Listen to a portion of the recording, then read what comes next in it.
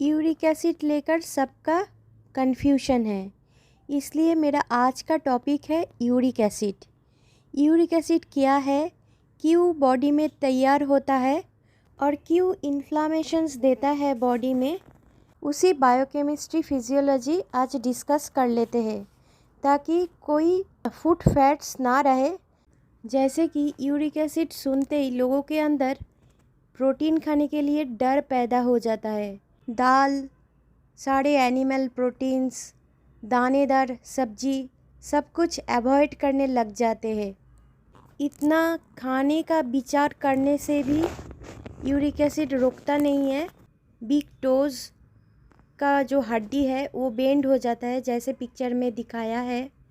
फिर उंगलियां बेंड हो जाता है, गाउट आ जाता है, आर्थराइटिस का पेन होने लग जाता है।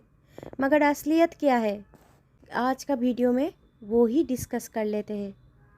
बॉडी यूरिक एसिड फॉर्म करते हैं आपके भलाई के लिए है। यूरिक एसिड एक बाई प्रोडक्ट है। कोई भी प्रोटीन टाइप का फूड तोड़ के अमाइनो एसिड बनना चाहिए, मगर आपका डाइजेशन कैपेबिलिटी नहीं है तो प्रोटीन ब्रेकडाउन होके अमाइनो एसिड नहीं बनता है, बहुत सारे बाई प्रोडक्ट बनता है। एमोनिया गैस बहुत सारे बनता है।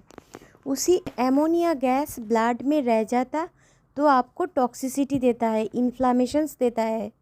बॉडी उसी एमोनिया गैस को यूरिक एसिड में कन्वर्ट कर देता है ताकि इजीली बॉडी से किडनी द्वारा निकल जाए। कब आपका प्रोटीन डाइजेशन कंप्लीट नहीं होती है? जब आपका स्टोमक कैल्शियम कम पड़ गया है, क्योंकि ज़्यादा एंटासिड एंटीबायोटिक यूज़ करने से एपिथेलियल सेल को HCl सिक्रेशन करने का कैपेसिटी चला गया। HCl ठीक से नहीं सिक्रेट हो पाएगा तो प्रोटीएज एंजाइम भी सिक्रेट नहीं हो पाता है और आपका स्टोमक pH भी बढ़ जाता है, एसिडिक से स्लाइटली अल्कलाइन हो जाता है। तब जाके आपका डाइजेशन पूरी की पूरी बिगड़ जाता है।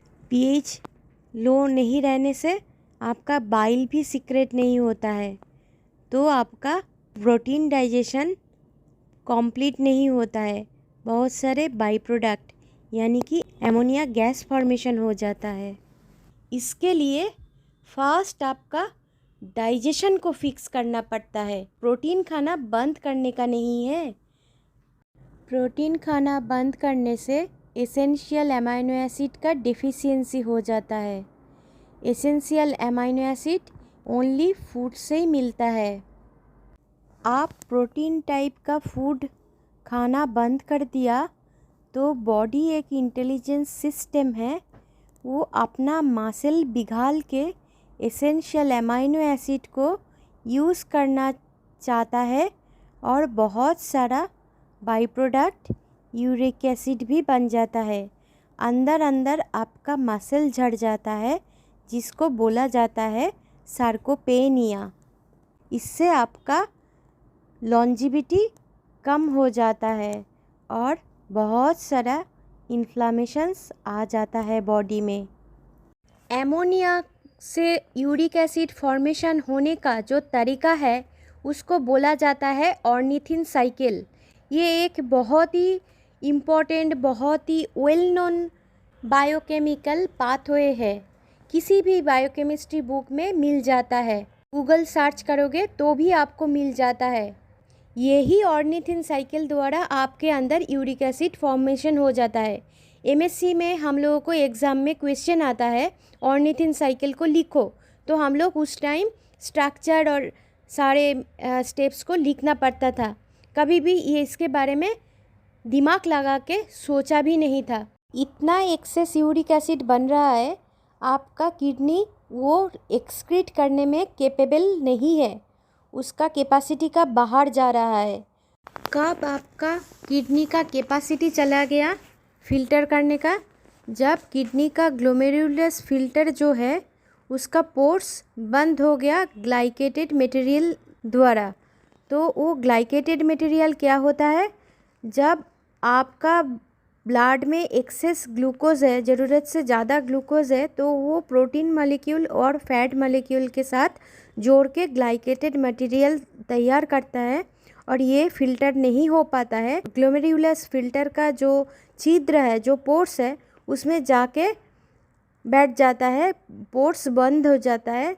तब जो वेस्ट प्रोडक्ट बॉडी में तैयार होता है डिफरेंट रिएक्शन से, वो बाहर नहीं जा पाता है, ब्लड में रह जाता है और ब्लड में एक्सेस दिखाता है, जैसे कि यूरिक एसिड हाई हो जाता है, क्रिएटिनिन हाई हो जाता है। आपने प्रोटीन ना खा के यूरिक एसिड का प्रॉब्लम सॉल्व नहीं कर पाएंगे, क्योंकि बॉडी का जो ज़रूरत है एसेंशियल अमीनो एसिड, उसके लिए बॉडी अंदर कंटिन्यूअस मसल डीजेनरेट करने लग जाता है, उससे यूरिक एसिड फॉर्मेशन हो ही जाता है। इसलिए प्रोटीन बाहर से बंद करके कोई फ़ायदा नहीं होता है। आपको क्या करना पड़ेगा, किडनी का कैपेसिटी बढ़ाना पड़ेगा। ग्लाइकेटेड मटेरियल जो पोर्स, किडनी का पोर्स बंद कर दिया है, वो ग्लाइकेटेड मटेरियल को ब्रेक डाउन करना पड़ेगा।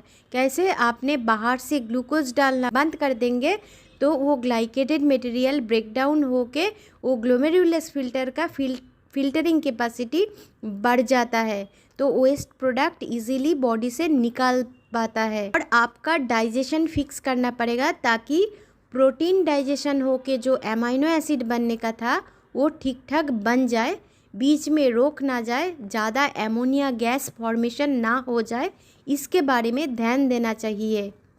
बॉडी को मसल डीजेनरेट नहीं करना पड़े, इसके लिए essential amino acid rich food यानी कि एनिमल प्रोटीन आपको बाहर से खाना ही पड़ेगा, जैसे कि दूध, घी, butter, fish, cod liver oil supplement, meat, chicken, poultry, egg, ये सब आपको खाना ही पड़ेगा।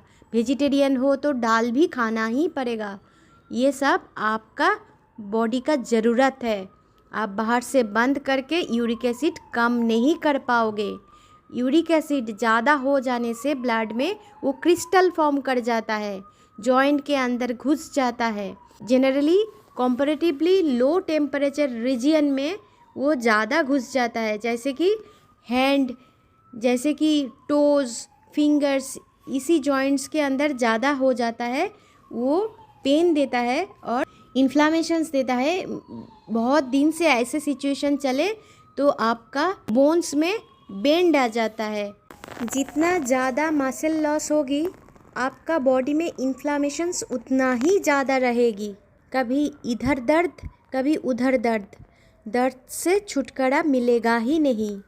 तो यूरिक एसिड के लिए आपका डाइट में बदलाव लाना ही है, रेस्ट्रिक्शन करना ही है, तो ग्लूकोज रेस्ट्रिक्शन कीजिए ताकि ग्लाइकेटेड मटेरियल ब्रेकडाउन होके ग्लोमेरुलस फिल्टर का पोर्स ओपन हो जाए, टॉक्सिन्स सारे किडनी द्वारा निकल जाए और आपका बॉडी में इन्फ्लामेशंस कम होते जाए।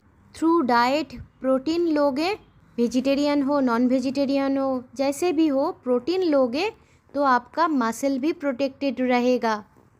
यूरिक एसिड आपने समझ ही लिया, तो आज से डाइजेशन को फिक्स कीजिए, ग्लूकोज रेस्ट्रिक्शन कीजिए और अच्छे प्रोटीन खाना चालू कर दीजिए। आशा करती हूँ आपने यूरिक एसिड का बायोकेमिस्ट्री, फिजियोलॉजी समझ ही लिया। अदरवाइज़ आपको एक्सरे, पेन किलर, फिजियोथेरेपी का चक्कर में फांसना पड़ेगा। मेरा वीडियो आपका काम पे आ रहा है, प्लीज़ लाइक दीजिए, शेयर कीजिए ताकि ज़्यादा लोगों के अंदर ये जानकारी फैल जाए और सब्सक्राइब भी कीजिए। Thank you.